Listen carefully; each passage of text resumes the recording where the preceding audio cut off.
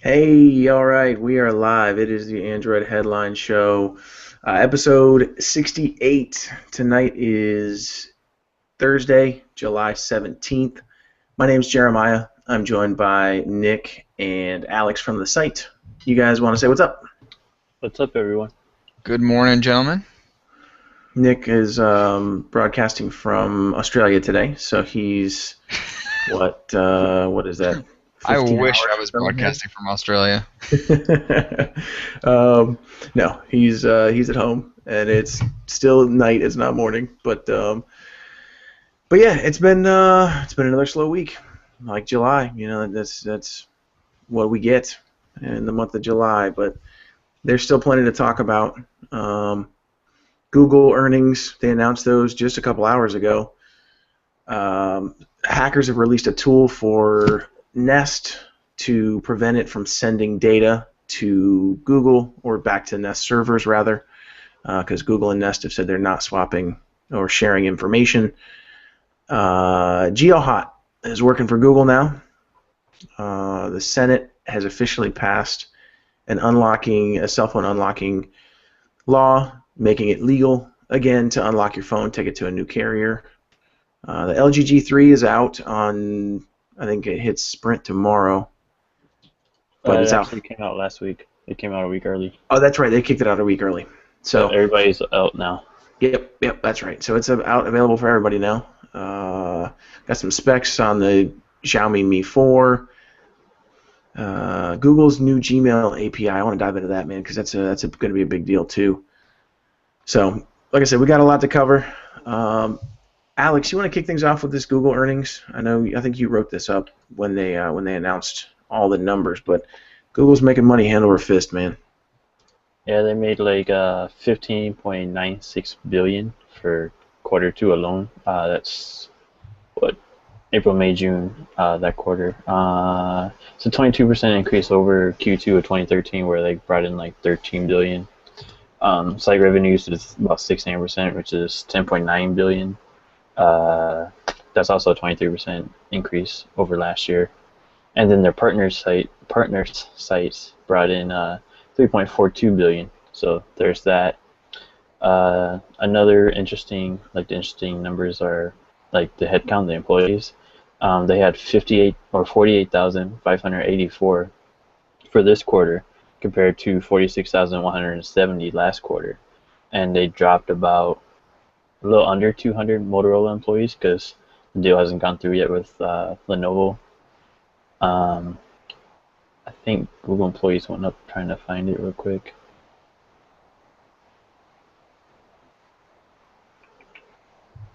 Yeah, Google employees went up by about 2,000, so they added quite a bit of people.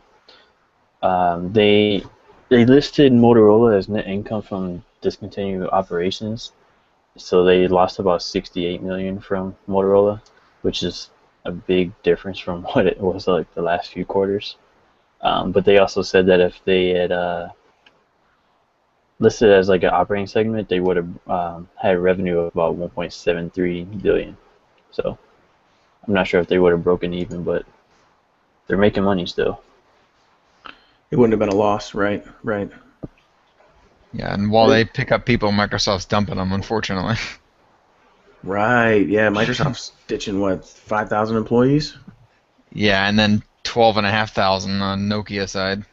Yeah, there are some pretty big numbers coming out this morning. It's bad. So at least somebody's doing good. Yeah, Yeah. So, and I don't even think we put that on the agenda, man, but Microsoft's getting rid of all of Nokia's Android stuff, the Nokia X, all that stuff, and their hardware is probably going to go to crap too, because that was the only thing they had going for them. So, Hey, if Microsoft's good at anything, it's totally screwing up. So hey, that's the truth. look at Windows Vista. Say again? Look at Windows Vista. and Right, 8. right, and 8. Right, Well, 8 it's wasn't that bad for me. Vista was just complete crap unless you had like 16 gigs of RAM. 8. 8 is not that bad. It's just that everybody hates it because it's a big change. Yeah, I mean, I Yeah, use people 8 hate on change. both my computers. They have to keep with the tradition of every other Microsoft desktop OS just completely sucking. So go back to what, like Windows 95, 98? Yep, pretty much. You nailed it. And so every other release since then has been total garbage. So, but yeah, Google's making money. So we tried to get them to send us a couple of dollars for talking about them all the time, but they haven't responded yet. So, hey man, if I can get lunch out of the deal, I'll take it. My Google Wallet balance is still 0. Yep, absolutely. I haven't seen anything there either. So, so this deal with these hackers creating this tool to allow you to operate your Nest without sending data to Nest servers was interesting to me. It's not supposed to interfere with the use of your Nest at all. It just prevents any of the data from being sent to Nest. Now, I didn't see any more details on if that data is sent anywhere. It's going somewhere because it's still accessible by your phone. Like, you can still use the app on your phone and change the thermostat and tweak settings, and so you're able to access it. It just blocks it from going to Nest. They haven't released the tool yet. I'm assuming it's going to be open source. If not, then don't run it because you don't know what it's going to do. But the interesting thing to me, and really the kind of weird thing to me, is if you're connecting your home to the cloud and using these type of devices and services, blocking this data from being sent to the companies that are creating these devices and creating these services kind of defeats the purpose. Like, they're gathering this data, they're using it to improve your life somehow, in this case with the Nest thermostat, to help save you money on your bill and be more eco-friendly, etc. So if you really have that big of an issue with this privacy, just don't install a Nest thermostat. Yeah, I never really got everyone's paranoia with this. As soon as Google bought it, like, people just started going through the roof with paranoia, and I'm thinking, I don't know. I mean, I've never really felt like my privacy was invaded by Google in the first place. I mean, maybe people are a little more private than I am or whatever, but like you said, just owning a Nest in and of itself, you're already sending this kind of data to them, so I don't know what's different here. And I guess it's just people that want to use the device, but again, don't want to send this data to Nest. I have to assume that these are also the people working on this program. All the articles I've read have called them hackers, but they're just developers that are tweaking this stuff, right? They're not necessarily hacking, but these are the type of developers that are rolling their own email servers and not using Gmail and that kind of thing. So they just want to make use of the hardware, which makes sense. That's fine. The concept is just kind of strange to me. If I'm okay with sharing my information with Google because they provide great services in return, and so far I trust them and don't have a reason not to trust them. I don't have a Nest because it's not compatible with my thermostat that's installed already, but I would if I could, and again, I don't have a problem with it. So I don't know, that you guys seem to kind of feel the same way I do about it. Any other thoughts on it? I don't care if Google has my data. I mean, they already have all my data. Yeah, they probably know everything about me than I know about myself. So probably the case. And as far as Nest and all that stuff goes, I know we've had a lot of stuff recently. Samsung and Google, I think, partnered just in the last couple of days with a bunch of home automation stuff, right? Didn't you guys see that stuff? I think that was the last couple of days. I'm trying to remember now. Yes, yeah. That was like 2 or 3 days ago. Samsung is also looking to buy home automation. I think of Smart Things or something like that. Yeah. Yeah. What you're talking about though, Nick, was what's the name of the alliance? I don't know. It's Nest and Samsung and ARM and a bunch of other companies that have teamed up for a new wireless protocol, specifically the Open for Wireless Alliance. Is that what it's called? I don't I remember don't know. It's always on the something like article. Open Something Alliance. So Yeah. Yeah, Yeah. probably. But it's the same protocol that I think Philips uses for those LED bulbs, right? Yeah, yeah, probably. just to connect everything. I think they're working on a new one. I don't think it's the same protocol, but Maybe building they on it or something. right, right. But yeah, they're that's kind of what we're going towards. That's the next focus. Wearables and home automation. Yep. That's going That's to be the next thing to catch on. So yeah, it's something I've wanted to do forever too, and it's always been so complicated. So it'll be nice to see it get simplified and have some standards and things work together without having to have 20 different apps doing 20 different things. right, right. Uh, So yeah, I mean, we'll kind of keep tabs on that. We'll let you know when that's released, if that's something that you're interested in, when that tool is officially released, so that you can get your hands on it and use it. But um, if I'm going to put a Nest in my house, I'm going to let it do its thing. So Nest is has always been really big on security, and Google will be too. They're the way they're involved with it. So talking about hackers, GeoHot's now working for Google. So if you're not familiar with GeoHot, he's the guy who, um, back in the day, hacked the PS3. He's done a whole bunch of found root exploits for all kinds of devices. He released Towel Root a couple months ago. Yeah, he's real popular like in the Apple community because he did a lot of jailbreaks for different iPhones and iPads and stuff like that. Yep, yep. So cross-platform, um, and I think you mentioned this earlier, Alex. I think he did. You say he worked at Facebook for a while? Yeah, I think he went to Facebook for a while, and then I guess he went back to hacking and stuff, and did Tower Root, and now he's headed over to Google. Yep. So now he's working on a security team. And he's working on Project Zero, right? Yep. Yep. So, um, Which I don't know what that's gonna say about root for Android in the future, but I mean I don't really root my device that much other than because I can.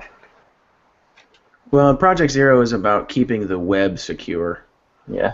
not necessarily Android I mean, devices. So it I doesn't don't sound like think he's focusing on like closing those root exploits that he's helped to find. yeah, because I don't think Google really cares about root really because I mean look at all their Nexus devices. They're pretty easy to root. I think even the Google Play editions are easy. I don't know for a second because I haven't had one, but so I don't know if Google really cares about if you root your device or not.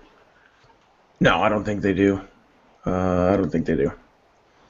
So, um, the Senate though cares if you are able to unlock your device legally, because they just passed a law that Yep. you can now unlock your phone, take it to another carrier, and that's completely legal. So this it was made illegal. I don't even remember now, man. It was a year ago. I think That's about about a right. year, 18 months. It was quite a long time ago. It was like the DMCA something in there expired, so it became illegal. Yep. So now they've passed a law to make it legal again, which is great. You should be able to buy a phone and take it wherever you want. Yep. And do So, whatever you want with it. Like yep, any device you buy or anything you buy. yep. I mean, So this this is mostly only applies to like T-Mobile and AT&T phones because Sprint and Verizon, as far as I know, the GSM part is already, unlocked, and you can't really take a Verizon phone to Sprint. Yeah. right, right, and yeah, and you can pop a T-Mobile or AT&T SIM Yeah. into a Verizon phone, and it'll work. They don't Yep. lock down. They don't software lock that, and that's specifically what we're talking about. We're not talking about root or jailbreak or any of that kind of unlocking. We're talking about SIM unlock, so you can Because switch it between carriers. when you buy your phone from like AT&T or T-Mobile, one that's like a branded phone from them, they may not have logo, especially T-Mobile nowadays. The SIM card, like in the back where you put your SIM card in, that was actually locked to just T-Mobile. So if you try to put in like a straight talk Solvay, Cricket, any other SIM in there, it's not gonna recognize it unless you unlock it. So, Now you can do that. yep, And they're probably still going to come locked out of the box, but if you yeah, contact your carrier, they're more than likely going to give you the unlock codes, and it's no longer an issue if you get the unlock codes elsewhere or whatever and just unlock yeah. it. So I don't think it was much of an issue before, because from everybody that I like talked to that unlocked them, if you just call AT&T Mobile, like I want to unlock my phone because I'm going out of the country for a few weeks or whatever, they'll just give you the unlock code. I mean, as long as you're not like past due on your account or anything. Yeah, it's funny because I had actually forgotten about this because I'm pretty sure I've sold 2 or 3 phones in the last year that I unlocked. So I don't know. yeah, I guess I'm glad it's legal again. I just kind of forgot about it. yeah, and carriers were not policing this very much. Yeah. It wasn't something that they were coming down on you if you unlocked your phone. It was just a legality, but Yep. uh, And it they needs. did that petition for the White House, and man, they got a lot of signatures. Yeah, Good. yeah. So that's been taken care of, hopefully permanently.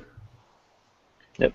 Verizon has added 4G LTE to their prepaid plans, which is cool. They Their previously, prepaid plans are almost some of the best out there now. I mean, for $45, you get unlimited talking data or talking text and 1 GB of data for now. Normally it would be 500 megs, but 1 gig of data for now, which is pretty crazy, especially yeah, for Verizon, I think.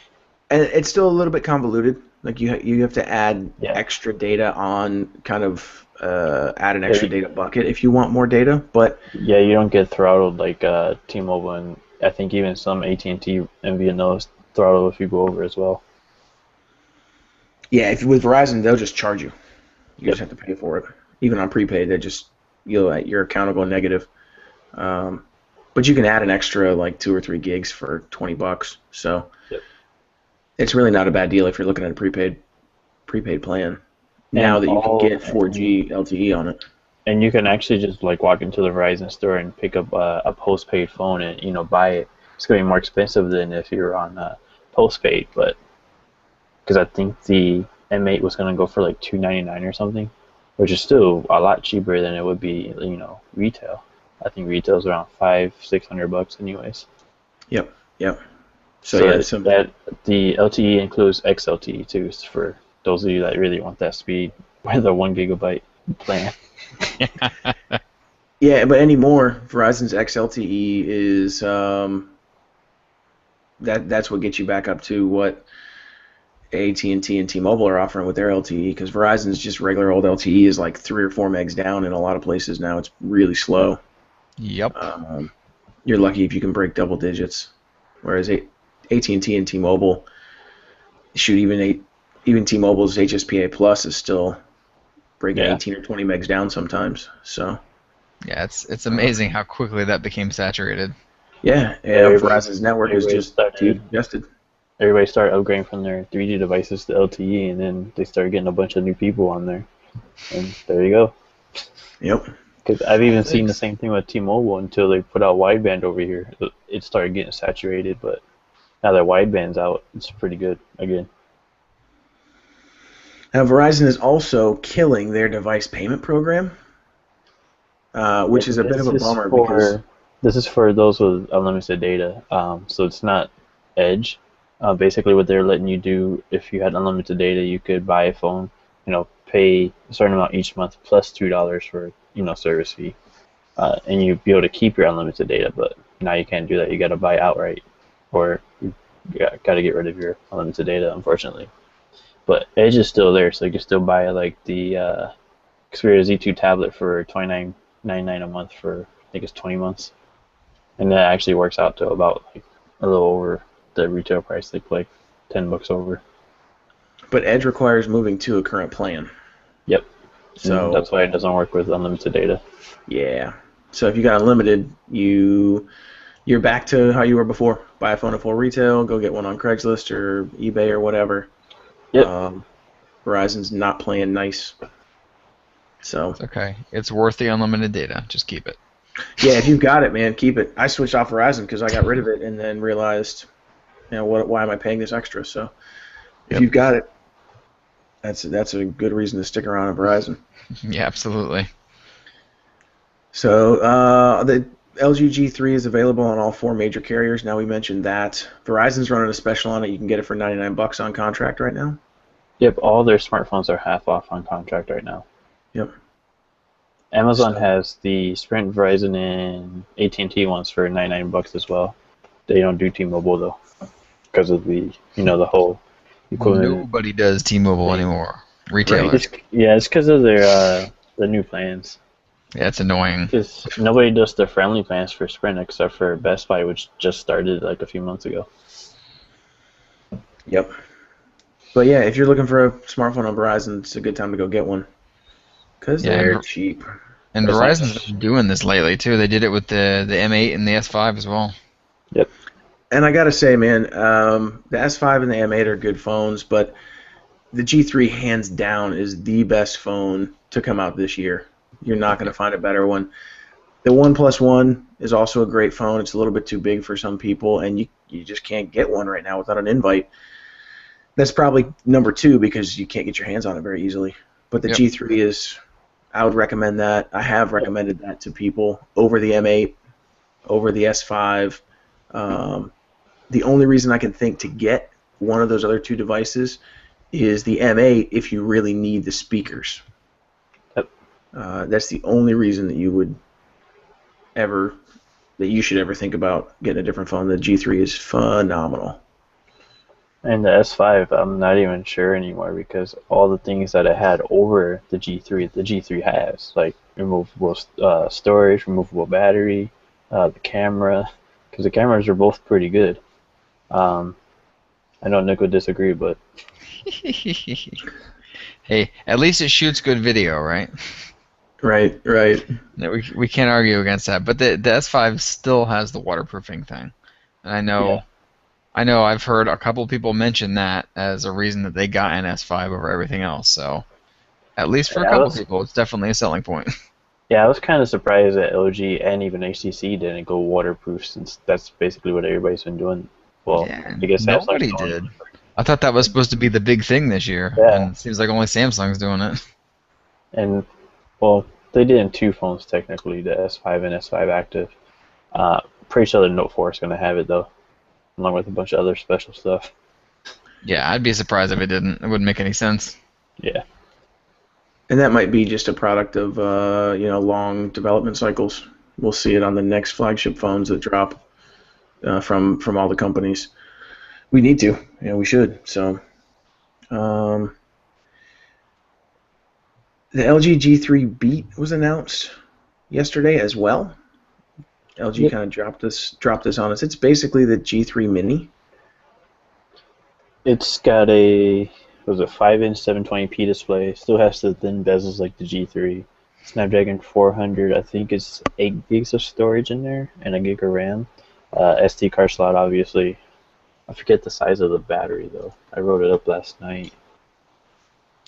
It's actually a pretty good like mid-range device. I kind of wish they went like Sony's route and kept the same specs as the G3, just put in a smaller body. The 2540 milliamp movable battery, so that's probably gonna last quite a while, especially 720p. And it'll be available in all the colors the G3 has, and it'll be in Korea I think tomorrow. And then Europe too, Yes. right? Europe in the coming weeks, so probably 6 weeks from now. Yep, yep. It's So supposed to be coming to the US as like the LG G3S, but it's basically just their mini. I know right. it passed to the FCC with AT&T LTE bands, and I think it might be going to Verizon too. I know Verizon's getting a bunch of LG devices now. The Vista is another one. The G3 just launched. And I think the G3S is supposed to be going there too. Yep, that's I was a little bit bummed about that too, that they didn't just decrease the size but keep the specs the same. But they're targeting a different market. If Yeah, it's they're going for the low end. It's kind of like their new G-Pad stuff. That's kind of low end. That's targeting more like the Galaxy Tab 4 lineup of devices, which is pretty much the same specs. So if this is priced right, I think it might do kind of well. Maybe not as well as the Moto G has done for Motorola, but I think it'll still do quite well if it's like under $300 off Yeah, contract. it's a good move, and I think what was really interesting to me is they kept the laser autofocus. It's an Yep. 8 megapixel camera instead of a 13, but they still kept that, which is cool. So you still get that, one particularly unique feature. And then of course, like you said, the micro SD card and all that crap. So Yep, it's and the bezels are still about just as thin. I mean, it's hard to tell because I'm just looking at a picture, but they it's look about as pretty. thin. Yeah, it's pretty significantly smaller than the G3, I would say. I mean, Yeah. I would, if you have a problem with the G3 size, this will probably work. Yep. It's probably smaller than the G2. Oh Yep. yeah, I'm sure. Now mid-range stuff too. AT&T's selling the HTC Desire 610. Yep. So is that available yet, or is that's not come out yet? A couple of I days, think it's right? the 25th. Yeah, next I think week. it's the 25th. So next Yep. Friday. Yeah, coming out on the 25th.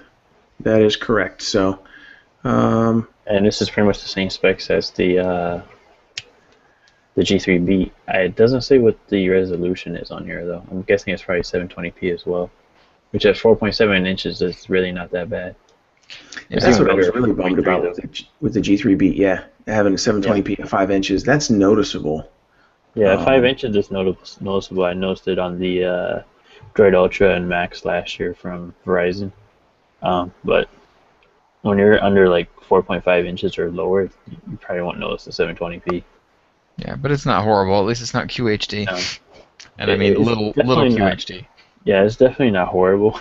Uh, BSN Mate 2 has 720p at 6.1 inches, and it wasn't really horrible for me.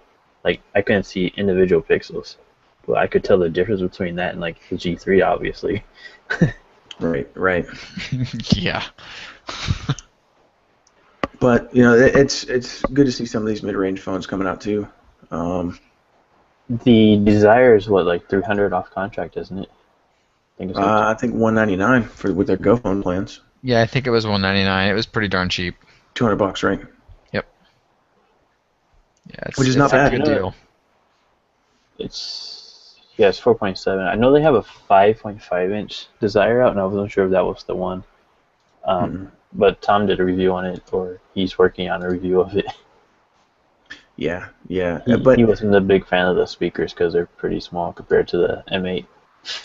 Well, yeah, because the M8's got the best speakers, hands Yeah. down, of anything. But there's also, if you look at like the pictures, there's not as many holes at the top and bottom for the speaker. So you can- right. So the G Watch and the Gear Live are available at Best Buy as well. So you can get those from Google Play. They're available on Best Buy's website, and is it tomorrow? They're coming out on in store at Best Buy's. Date for when they're available in the store. At least I haven't seen one. It'll be But soon. I'm guessing probably like next week or something like that. It's usually like a week or two after they start selling online. Okay. Yep. It's the same price as Google Play though. Yeah, So- that's really nice to see because a lot of times these retailers will jack it up a little bit, like they did with the Nexus 4 and 5. Yep. I know Mobile Fun is still selling I know they're selling the G Watch. I haven't seen the Gear Live on their site, but the G Watch is like $214.99 over there, so it's a little bit cheaper. Yep. So that's always good. Bad. If you can get it just a little bit cheaper. It'll be nice to see these things in stores, and hopefully they have some good demo units too, so people can play around with them. Because it's got the I just difference want to see between the- this and the first gen smartwatches is night and day. Oh I yeah. just want to see the Moto 360 on display. Absolutely. They're gonna put it behind. They'll put it in like a plastic or a glass case so you can see it, but you can't touch it. Yeah. Because that I.O. a lot of people were saying that they weren't letting people touch like the bottom part of the Moto 360, where the charging plate is and stuff. Like they didn't let you look at it. And that was specifically because of the charging plate, right? Like they didn't want people. Oh, we have pictures of it, but it's just Qi wireless car charging in there. Which is fantastic. I think that's a better way to Yeah, charge it. it's better than the Cradle. I mean, I like LG's Cradle a little bit better than Samsung's. You know, it's magnetic. You just set it in there. Yeah, LG's Cradle is definitely better. Because the Samsung one's the same as from like Gear 2 and Gear 2 Neo, right? Yeah, it's like a little thing like this big, and it's got clips on both sides. You just kind of snap into it, and it's annoying because you got to line it right up to it. Yeah, because I had that issue when I was using those smartwatches. Yeah. But it's still proprietary. I mean, even LG's being better, it's still proprietary. Whereas the Qi wireless standard is pretty ubiquitous at this point. So, and that's a perfect use for wireless charging. With these bigger batteries on our smartphones or even tablets, it takes forever to charge something with a wireless charger. But with a smartwatch, it's perfect. It's perfect. So let's do more of that. Yep. Good moves. Yeah, absolutely. And this means Motorola doesn't have to put in a charger with their Moto 360. Right. Although, I wonder how you're going to put it on the charger. You know, just like a regular charger, how you'd put it on there. Just lay it flat with the back of the watch flush to the charging coil. That's what I was thinking. Just on your charging pad. Unclip the band to lay it on there. Should be fine. The band doesn't unclip all the way, does it? Isn't it kind of like the Gear 2 Neo, where it just gets bigger or something? Don't know. You shouldn't have to take the band off, though. The wireless charging, the Qi wireless chargers will... Yeah, the charging's like right here on the G Watch. Right, so if it's the same on the 360. Yeah, if it's on the 360, then you just flip the band up and lay it down there. It'll sit flat on there. Yeah, all the way off like this does. This thing's the same. It's got the pins up top. Yeah. Yeah, so it'll sit, both of those in the 360 the same way. It'll sit flat on a charging plate. Yeah, it works. So, now we also saw some more hardware news while we're deep in the middle of hardware here. The Xiaomi Mi 4 specs leaked out, and this thing is a monster. Snapdragon. Yeah. Well, and that's what Xiaomi's doing. Yep. Snapdragon 801. Clocked at 2.5 gigahertz, 3 gigs of RAM, 5.5-inch display at 2K display, 2560 by 1440 resolution. Yeah, I have a feeling that almost everything we see probably for the rest of this year is going to be 2K, unless it was planned earlier and just got pushed back. Which, I'll be honest, man, I don't care. Like, no, I haven't held a 2K, I haven't held a G3 up next to a whatever 1080p device, and in outside of just a store, but it's not a big deal for me either, and I'm actually using the G3 right now.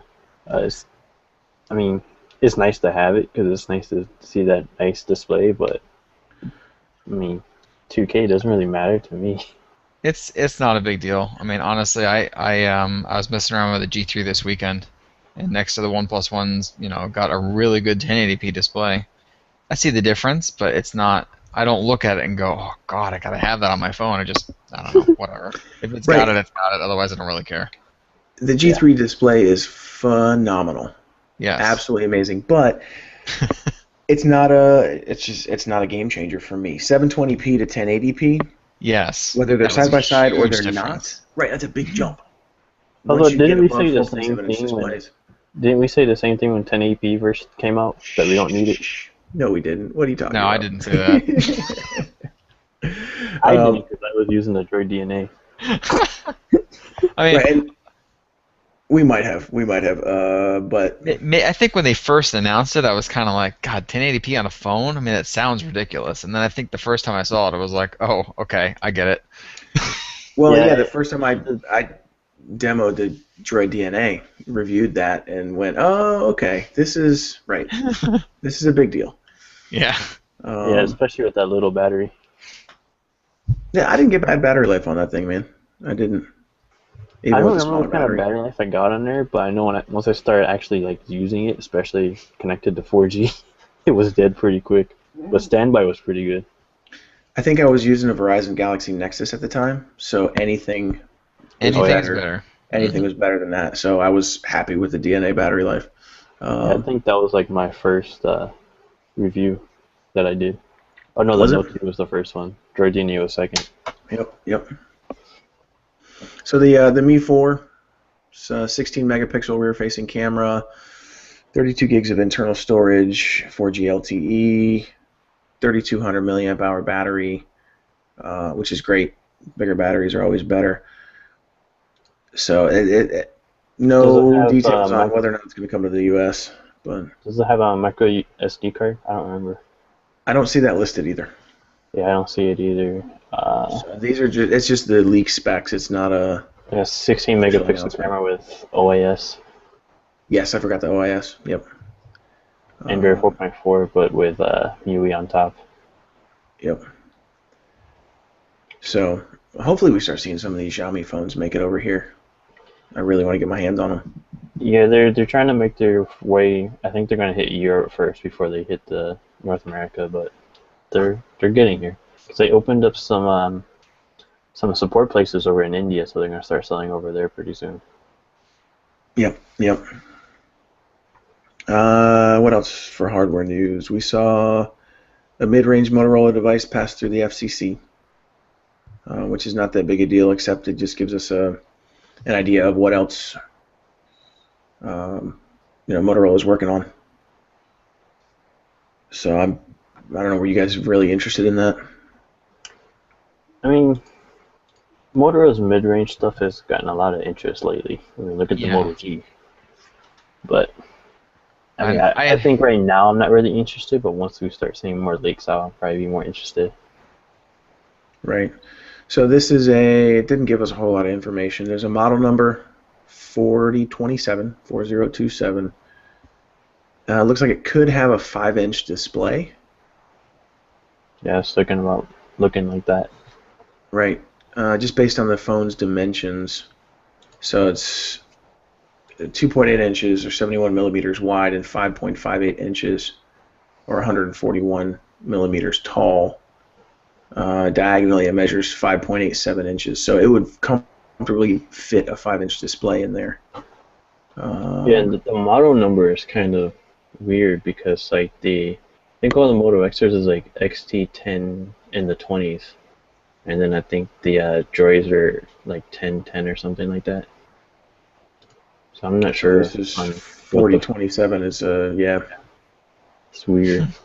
An odd model because like number. the G2 and G3 are both in the 800s. I think the G2 was like D800 for international, and then it's like 850 for the G3. Yeah. So usually they're like in the same area of numbers. Looks like the battery's removable, and it does not have LTE support. Yeah, so it's not going to be the X Plus one. Right, that's why we're thinking it's a mid-range device. Yeah. It's probably going to be the Moto G2 or something, or maybe Moto G XL. I wonder if it's just going to be another one of those kind of variants. Yeah, the E, probably. The G, maybe the F, who knows? It'll be another letter in there. Yep. So we'll keep an eye on that, get you guys some more details as those come out. T-Mobile is selling accessories on their payment plans too. Yep, it's for $69 to $250 accessories, so you can't just buy a case on a payment plan. Well, you can, but not like the cheap stuff. Right. You got to buy an OtterBox or something more expensive. Even the OtterBoxes are less than $69, unless you get like a couple of them.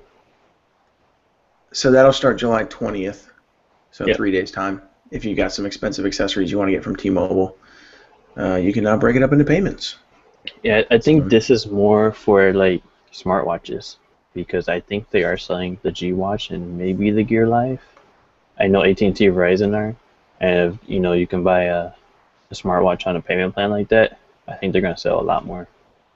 That makes more sense, because I was thinking just some knucklehead that went in and bought like 2 Bluetooth speakers and a couple of car chargers and I was $200 on random accessories, and I was then thinking broke it like up the in a payment expensive plan. Bluetooth speakers as well, and then I started thinking the G Watch is $229, and they said $69 to $250 in that blog post, so it's not going to cover the Moto 360 more than likely, but it'll cover both the G Watch and the Gear Live.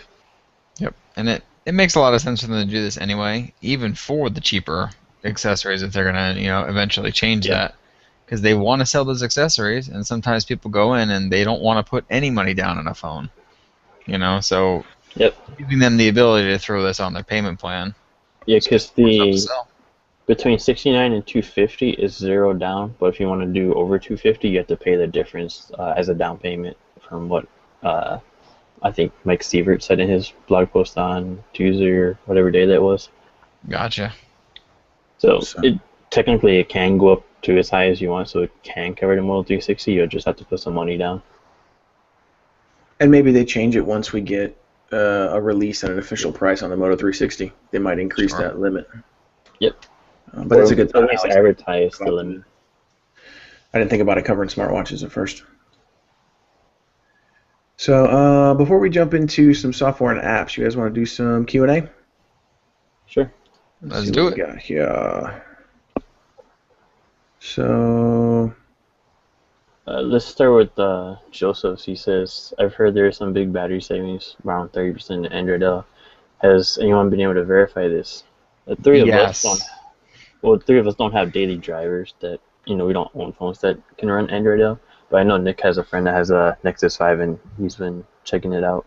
Yeah, he's been running it on his Nexus 5 since Google released the developer preview, and right off the bat, I would say about 30%, just in normal usage. It sounds about right. And then if you do the power saver mode, it'll drop the frame rate on the phone by quite a bit, so it's not as smooth and all that stuff. It's still responsive, but he got like almost 9 hours of on-screen time out of the Nexus 5 using the battery saver. So yeah, L is definitely a king when it comes to battery. And that's pretty insane for the Nexus 5. That's ridiculous for any phone, much less the Nexus 5. Now, keep in mind that's on that specific battery saver mode. Yeah, so that's that feature. Was the whole cycle on battery saver, or just like part of it? That was him testing it from when he took it off the charger in the morning until it was dead at the end of the day, basically. So the whole thing then. Normally, though, he's gotten about 4.5 to 5 hours of on-screen time on a regular day without battery saver. So that's still a significant improvement. You usually get just a little over 3 on that thing. Right. So and the test that I've seen, right in line with that 30% increase. We got to keep in mind though that this is still a developer preview build of Android L that we're playing with. Yep. So it looks good right now. It'll probably go up. I think it'll probably go up before the final release is out. Maybe 35%, 40%. Yeah, there's a lot of stuff missing on it, so I wouldn't be surprised. Yeah. It could get better. But it may not. It may stay the same. I mean, I'll take the 30%. I'll even take 20. Yeah, if you can go from 3 hours to 4 or 4.5 hours of on-screen time, that's because it's going to add a couple hours to your standby as well. Because for me, in like a typical day, I use probably about 2 hours on screen time just because I'm at my laptop all day working. So, I mean, I don't need 5-6 hours a day of screen time because I charge my phone every night anyways. Right. But I'd like to be able to have it last a couple days if I need to, Sure. So this wasn't a question. This was a comment from Bruce. Hi, Bruce. He said, I just traded my M8 for the G3. Overall, the sound quality on the M8 was better, Bluetooth and headphones and speakers.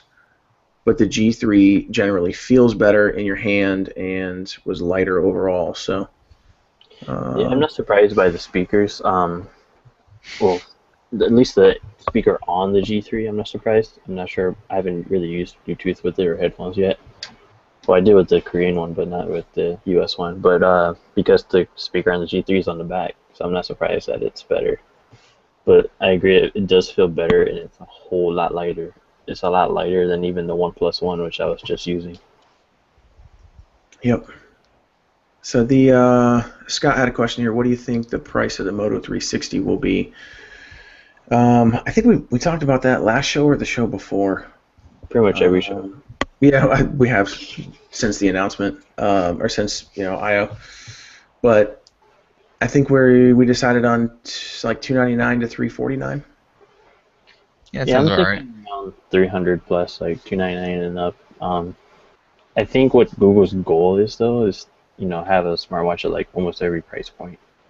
Because I heard, I think it's Asus. They're working on one with a MediaTek processor that's supposed to be like under $100 running Android Wear.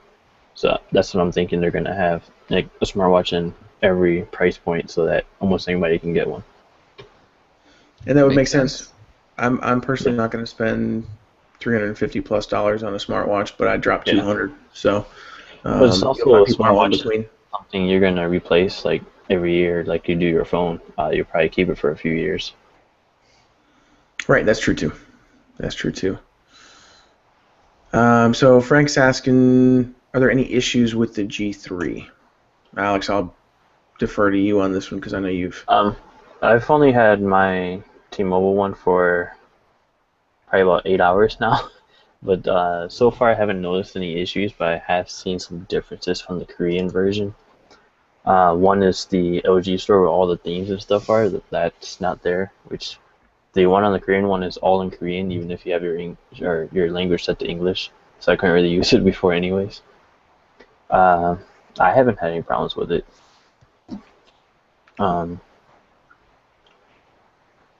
Any other differences between the I T-Mobile haven't and the noticed Korean really one? anything else, but from what some people with AT&T told me is that they got rid of the brightness slider there. So that, and you can't add it back because normally you can just hit the edit in the quick toggles and you can add the brightness and volume sliders there or get rid of them. But on AT&T, it looks like they got rid of that from what I've been told. I've heard that too, and that's a bummer because that's a Yeah, cool. Like, it's just easy to have that right there with you all because the time. I think I think it was the AT&T one last year. They messed with those sliders as well. It might have been Verizon. Actually, I think it was Verizon. Is that you only had like the brightness slider, but not the volume, which I rather have it that way because that's actually how I have it on my G3 now. But yeah, I haven't noticed any issues with it at all.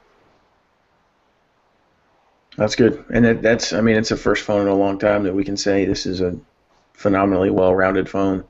It might be a little bit And big for some people, but because the bezels are so tiny, it's really doesn't and feel that giant. and because like the back is curved, so it fits in your hand really nice. That's I also think that helps a lot of people. Yep. So Matt's asking about this new high-end Samsung device. What do you guys think about the rumor of a premium Samsung Galaxy S5 with a metal body coming out this year? Oh, the Galaxy F. There is a rumor that it's supposed to be announced on August 13th. So if it is actually being announced, then we should get invites for an event pretty soon. I'd like to see Samsung put out another flagship device, especially one that's a bit more premium than what they've got. Because right now you can tell that the Note line is their flagship, and the S line isn't much of a flagship anymore. Because the Note line gets all the good stuff now, at least first. Yeah, I really would like to see it too because I'm again like we said with the G3 the mini version I'm just so sick of seeing these smaller versions get totally gimped in all their specs.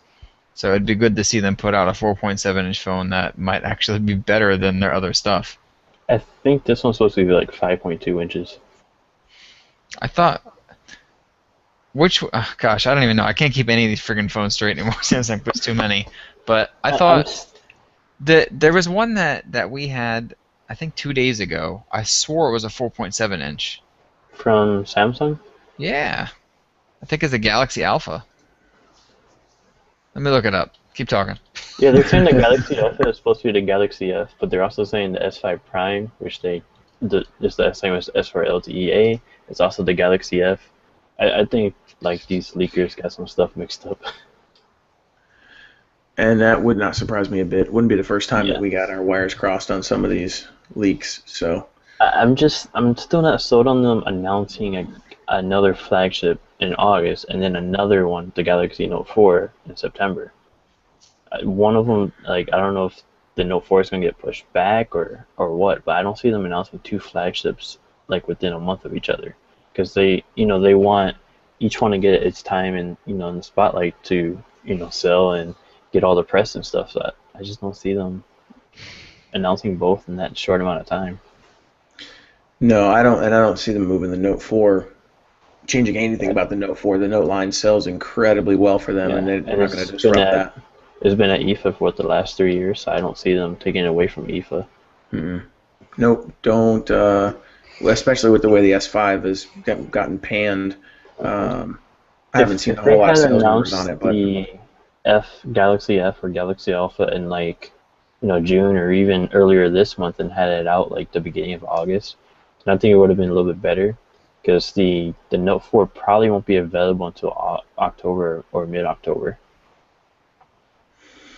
I'm thinking that these Prime devices, like this high-end S5 with a metal body, um, but specifically like the S5 Prime and the M8 Prime, we're going to see next year with Android Silver. Well, the M8 Um, Prime was rumored to be canceled, so. well, we'll But see. also that G3 Prime with the 805 from or over in Korea, so it's probably just the same as the S5 LTE. Yeah, Right.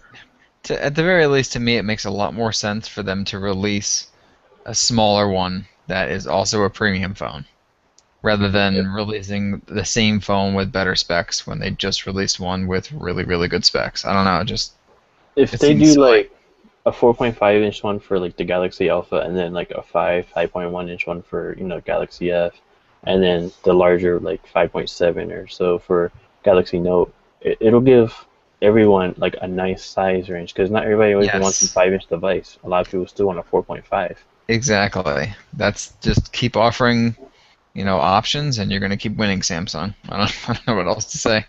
I mean, because like Nick likes the larger phones, but I'd want something a little bit smaller, like the Galaxy S5. So Yep. there you go, right there. Exactly. So we say all that to say we don't really know, and Pretty much. apparently no one who's talking knows much either. Yes, Yeah, Samsung's there's really kept a tight lid on all their leaks in the last few years. I mean, Yep. most of it's controlled leaks now. Yeah, it's been a big improvement for them over. yeah, there's definitely got to be something to the rumors, though. Oh yeah. Yeah. Oh, Well, they're absolutely. just controlled leaks. I'm pretty sure Samsung's putting those out because most of them are true. So let's jump into some software and apps and stuff. Amazon is testing an unlimited reading service called Kindle Unlimited. This was interesting to me because we don't often see Amazon playing catch up, but there's a service called Oyster. It's unlimited Yep. reading for $10 a month. It came out on Android 2 months ago, I believe. Yeah, it was on the iOS for a long time Yeah, it before was on that. iOS for a while. My wife uses it; she loves it. So Is now it like Amazon is is it trying to available like on desktop yet? Oyster. No, I don't believe Yeah, so. it's just mobile, right? Yeah. So if you have like a Um, Windows tablet, it's not gonna work. mm-mm. Nope. Just Android and iOS. But now Amazon's testing a service, same price, $9.99, and it's basically Oyster is basically like Netflix for books. So Yeah. Amazon's working on something similar. Uh, I was with actually surprised to see that that's not going to be part of Amazon Prime because that's what they're putting everything into, or at least it seems like it. and they may end up putting it in Prime. Yeah, they probably will, but I was surprised that they weren't testing it in there. Yeah, that would be really interesting to put in Prime because Prime's already getting crazy with all this unlimited stuff. Yeah, Now, the question is, how limited is this unlimited service going to be? Because, the idea of having unlimited streaming is fun, but as we've seen with the music thing, there's only so many options. yeah, Well, and probably that all depends on licensing. I know Oyster doesn't have a lot of Sure. new big titles. They've got a lot of backlist, tons of backlist, and they're adding more. But they've got, I shouldn't say tons of backlist, but they've got a pretty decent backlist for most major publishers. Um, Amazon's going to be in the same boat. Like the licensing, they might be able to get a little bit more, but Amazon is not. Um, Amazon and the publishing industry are not friendly. They don't get along with each other. Amazon yeah. is pissed a lot of people off in book publishing. So Yep, and what's actually really interesting to me, and I haven't checked Kindle stuff all that recently, but I'm looking at the little banner for the Kindle Unlimited, and it's got a Harry Potter thing in here, and that's something that I think J.K. Rowling is. I don't know if she's been big against digital books, or maybe her publisher, or what, but I don't think I've ever seen a Harry Potter digital book anywhere. I haven't looked. Yeah, I don't think I have either.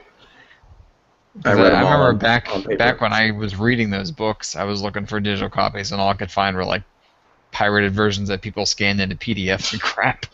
That must have Just taken forever. horrible reading experiences. Yeah, that's no good. It That's no sucked. good. Um, so yeah, they're still testing it right now. It's not available yet, and it may end up being a Kindle only. Something that's only available for the Kindle or the Amazon Fire OS platform. If they're going to charge $10 a month for it and make it available outside of Prime, I have to imagine that they'd make it available on Android and iOS.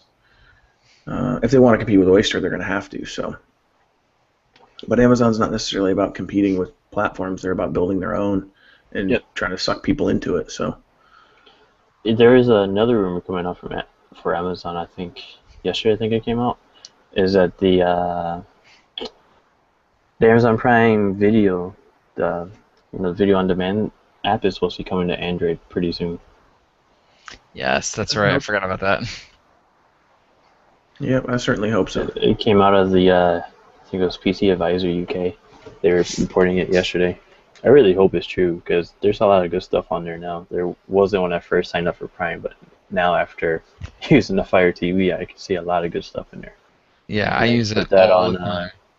If they put that on Android, put Chromecast support in there, I'll be happy. Even if they don't, I'll just use like Avia or something, like I do with Showbox. There you go. Yep, that'll work.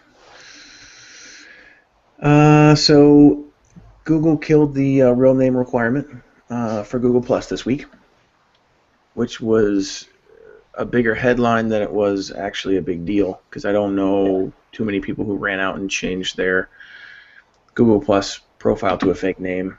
But if that's your deal, you can now. Or if you need to create a new Google Plus profile, you can use a fake name. So, and then now Google's Gmail API. This is kind of the last thing on the agenda here, and then we'll do what's new in your Android world. But this could be a pretty big deal. It could be a game changer. We didn't really hear a whole lot about this coming out of I/O, but this Gmail API is really going to change the way that we will be able to interact with email, because it's going to give developers a really easy way to access email in kind of a surface level. Like, it's not. So I don't understand all the technicalities on exactly how the API works, but it's going to speed things up, make things more efficient versus over the current IMAP protocol that is now, 7 years old? Something Sounds like that. like it. But these new APIs will be able to basically we'll start seeing new apps come out that'll just be able to kind of tap into your email. Google's goal is to shorten the time that you're waiting for your email, that you're waiting for search results in your emails. So between the search and the optimization is really going to speed things up. But because it gives developers new access to Gmail, we're going to start seeing some really crazy, really cool apps and services come out. And I couldn't even give you an example because my brain is so set in the old way of doing email. Like, I don't use a lot of email because it feels old and clunky. But I'm really excited to see what we can get out of this moving forward. It seems pretty cool. I wonder how it's gonna like improve apps like you use on your phone for Gmail. Like Dropbox's Mailbox app is a really nice looking app, but it just didn't work all that well with like my Gmail account, so I stopped using it. But hopefully it can improve that, because I mean all my email is through Gmail anyway, so it's not like I use Exchange or anything now. Exactly. Yeah, there's a lot of really cool things we can do with this, and I know when the thing first came out, I posted it in our little chat group, and I was like, "What the heck is this?" And I think right off the bat, Jeremiah, you were like, "Oh man, this is great!" Like you were Right. really Yeah. happy about it, and I had to read into it a little bit more before I was like, "Oh yeah, I guess this is pretty nice." Yeah. Yeah. Matt mentions here. He says the Gmail API could finally bring push email to iOS without needing to pay for Google Apps. Yep. So it's that right there would be a huge deal for iOS users. It doesn't do push through the regular Gmail app. Apparently not. I think it does. I don't know. I mean, it's not like, well, Jeremiah has an iPad, but nobody else does. Yeah, I don't have my Gmail set up on my iPad. Hangouts and Google Plus for photo backup, Because I know but I don't when have my Gmail on it. I know like iOS 7.6 or 5 was like the last one that I used, the one where they brought in the notification center. That one with the stock email app or mail app, it polls like every 5, 10, 15 minutes or whatever. Uh, but it's not instant like it is on Android, for instance. Right, right. But I haven't used the Gmail app on iOS. I don't know. I've seen it. It looks really nice actually, but I don't know if it does instant or push notifications on there. Yeah, apparently not because Matt says it could bring push, Yep. true push, to Gmail on iOS. Um, so that's what we got on the agenda for tonight. What's new in your Android world? I know Alex, you always got new stuff you're playing with. Well, Uh, real quick before we jump into that, it looks like the LG G3 Beat is going to be 349 euros in Europe. The price just came out. back up just a second. Quick clarification. Oh, okay. So Matt's saying through the stock email app on iOS, not Gmail, not the Gmail app, Yeah. but so just using the stock email app, which is, if you're on iOS, if you're using an iPhone, you're not as invested in Google services, um, Yep. more than likely. So if you can get push in the stock email app, thank you for clarifying that, Matt. I appreciate it. That's what I was thinking it was, because I figured Google would build push notifications into their Gmail app because it's something developers can do. But the stock one is the issue. Right, right. I think it only does push for like Microsoft Exchange and iCloud accounts. But I mean, I could be wrong there too. But the G3 Beat's gonna be 349 euros in Europe, and that's like 474 converted US dollars. It's kind of expensive to me, but of course the conversion's not always right. So we might see it for like $3.99. Yeah, or it might even be like 369 because it's usually a little bit more than the number that Europe gets. But Especially for that price, why don't you just get a Nexus 5?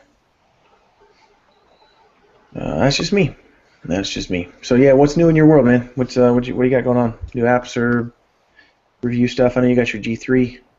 Yeah, I get the G3 and the G Watch today.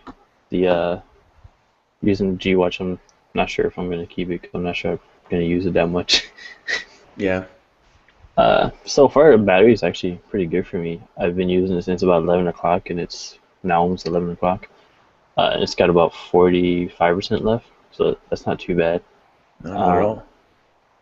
I mean, of course, the apps aren't really there yet. I mean, there's some, but there's not a whole lot. There's a few clock faces, like this one, which uses the accelerometer. I forgot about that thing actually. Now that you mention it, Yeah, that one's pretty cool. Um, but that's the G Watch. I've been playing with that a lot of the day.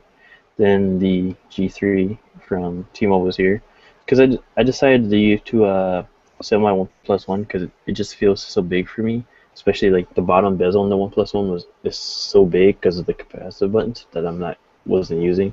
because they have the back button on the other side. And even though you can remap them, I'll still know that the back button's on the other side because you can see the icon. Um, so I sold it. This is a lot lighter, a lot. It feels a lot smaller, even though it's the same screen size, and I think dimensions are a little bit smaller, like a couple millimeters or so. But I also miss these back buttons after using for so long. Since January. You just can't get used to not having them anymore. Let me see, what other apps do I have on here? I don't think I have anything new. Oh, Player FM. It's a podcast catcher. So you can, watch us on there, or listen to us actually, because it's audio. But it works with Android Wear, so that you can, pause or play from your watch as well. You won't be able to listen from your watch, but you can pause and play just like you can with Google Music. And I think that's about it. That's really cool, man. Oh yeah, it's awesome. It's actually a really nice looking podcast app. I wouldn't say it's better than Pocket Cast, but I've only been using it for a few hours. But it's pretty nice. Yeah, not much better or cleaner than Pocket Cast, but yeah, this one's pretty clean. It looks pretty hollow, although I'd rather see material design. But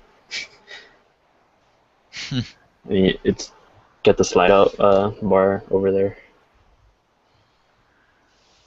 There we go. The slide out hamburger menu there. Right.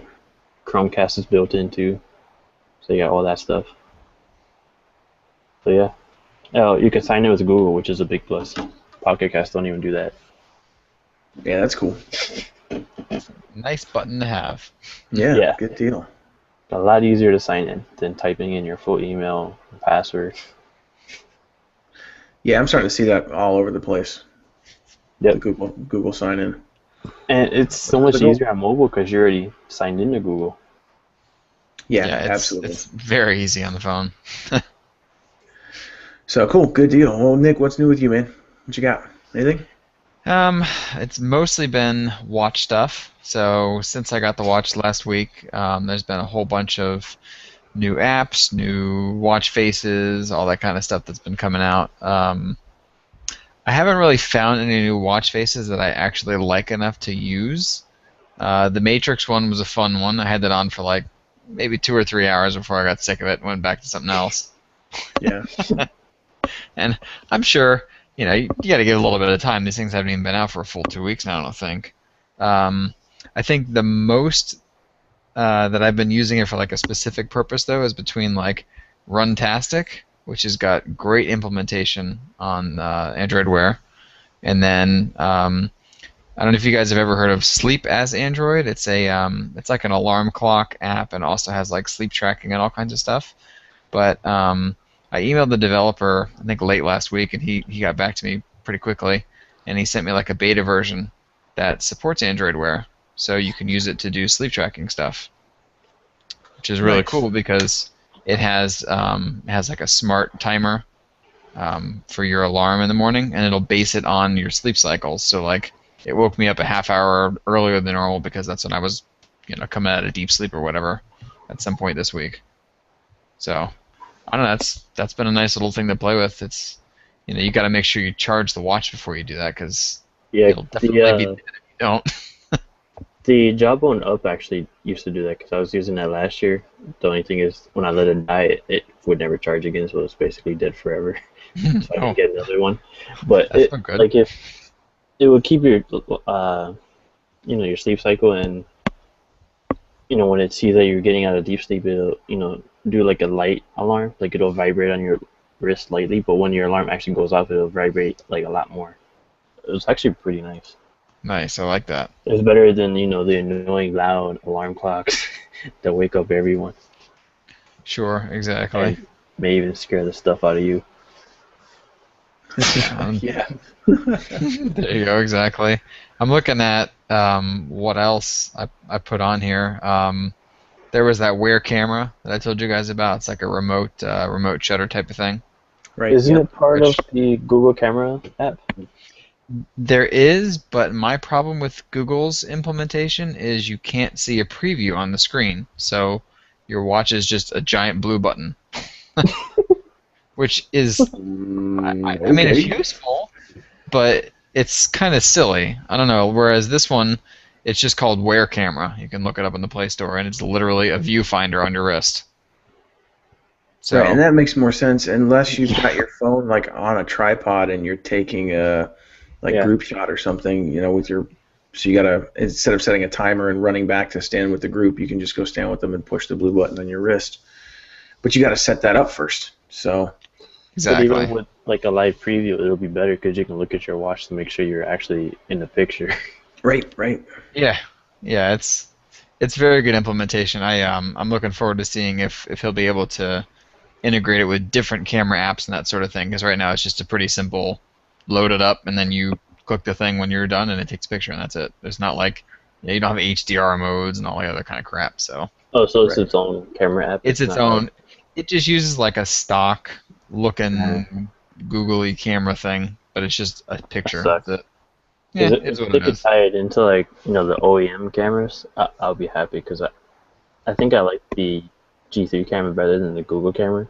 I don't know. I just never had good like pictures out of the Google camera. I I think it is the OEM camera. So like when you go to Hangouts and you go to take a picture, you Yeah. don't have all the options normally. It's like a few, but it's still your Hmm. built-in camera app. I think it's like that because it Okay. seems like the same thing. It's just there's no options. It's just take a picture. It could just Okay. be maybe the way the OnePlus One does the implementation. I don't know. I'll have to ask somebody else that has another phone. Right. You said it's what? Where camera? Yeah. Let's see. Well, cool. That's it for me. So you go ahead. Yeah, well, it's been a slow week for me, man. My OnePlus One is in the mail, on its way. I'll have it for next week for the show. So I'll have yeah, I'm excited about that, man. Finally get Yeehaw. that in my hands. The only other thing I got new this week was this headset. So this Logitech UE 6000. I found a good deal on these, and they're a definite upgrade over my Noise Hush headset. Just in they've got a built-in like battery operated. It runs on like 2 or 3 AAA batteries. Maybe they're AA. I don't know. I haven't put batteries in it yet for like active noise cancellation, but I haven't needed it. The sound quality is better. They're a little more bassy than my Noise Hush headset. Not as bass heavy as Beats, which is good because I would have thrown them against the wall. The mix is decent, just a little bit more low end as opposed to just all low end. Um, and they're more comfortable. And they sound better, so it's a good upgrade. I'm excited about that. I'm glad they were here. I wasn't expecting to see them. I think the tracking said they were supposed to be here last week, or not last week, next week, Tuesday. Last week they were supposed to be here in the past. Um, yeah, but they showed up today when I got home from work. They were here, so I was excited. We got one more question. No, Frankie. Great to he I says. haven't even seen any extended batteries yet. Not even from like Zero Lemon, and of course that's the first place I checked. Yeah, But so they he's don't asking even about. have the G3 listed like as coming soon or anything. There's nothing there for the G3. Yeah, so the question is, have you seen any battery upgrade options, like an extended battery for the G3 yet? And now we haven't. So, Yeah, um, well, that's without extending the back, which I don't know if we really can because they already cramp so many milliamps into the battery with their the step stuff. right. But yeah, I think that's gonna about do it for the show tonight. We'll have the podcast up shortly, so if you are not subscribed to that, go do that. You can find us on iTunes, or the podcast is hosted on Podomatic. We'll put links up when we get the show notes and everything up. Um, so you can find us obviously at androidheadlines.com, but also on Twitter at Android Headline without the S, Google Plus, Facebook, all over the place. Go, send us an email, give us some comments, let us know what you think.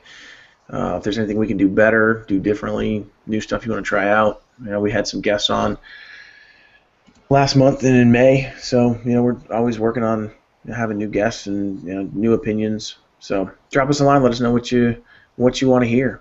But Nick, Alex, thanks so much for hanging out, man. It's always a blast. Not a problem. Good night, everyone. See you later, guys.